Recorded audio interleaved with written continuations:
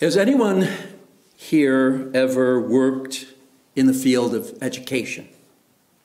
Or has anyone here ever gotten an education? Well, good. I think that covers just about all of us. If you've either been in education or been educated, you know just as well as I do that a good educator, a good teacher, a good rabbi knows the importance of asking just the right question. If you ask the wrong question, what follows is usually boring. If you ask the right question, what follows is always learning.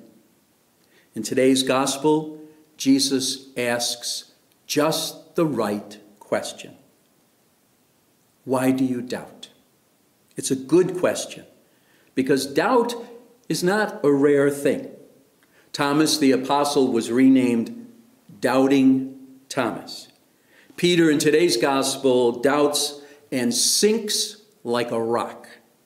Teresa of Calcutta stopped believing in God, and for a time in her life, while a sister, was also an atheist.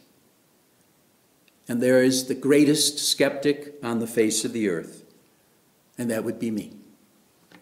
Doubt is absolutely everywhere.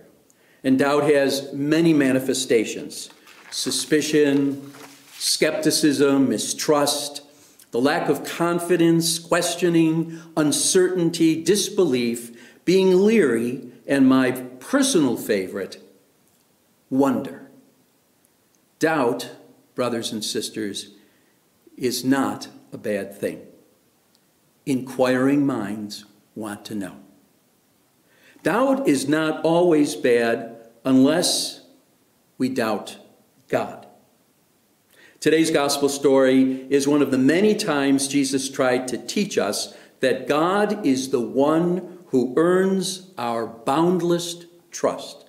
That God, the God in whom we believe, we have nothing to fear. And that we never need to doubt our God, whose name is love. Today's gospel is really about Jesus praying on the mountain by himself. It's about Jesus walking on the water. It's about sinking Peter being saved by Jesus. It's about the calming of the sea, and it's about much, much more. Today's gospel is ultimately about answering the question, why is it that we doubt? Why do we doubt that the God revealed by Jesus forgives 70 times 7, understands exactly how we feel, and accepts us just the way we are? Why do we doubt that the God revealed by Jesus hears the cry of the poor, chooses us, and stands by us in troubled times?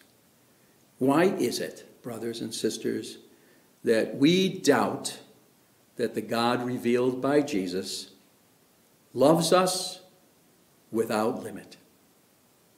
If we don't trust in God, we will wind up looking for the answer in all the wrong places. Like Elijah, the prophet, we have no reason to doubt God. What happened to Elijah in today's first reading from the Hebrew book of Kings? When the Lord of Lords was not in the strong and heavy winds that was crushing rocks, did he doubt that God was not present? Not at all. When the Lord of Lords was not in the earthquake, did he question the existence of God? No, he didn't. When the Lord of Lords was not in the fire, did he lose his faith? No, he didn't. No. When he heard the tiny whispering sounds, he hid his face in his cloak, and at the entrance of the cave, he stood in the presence of God.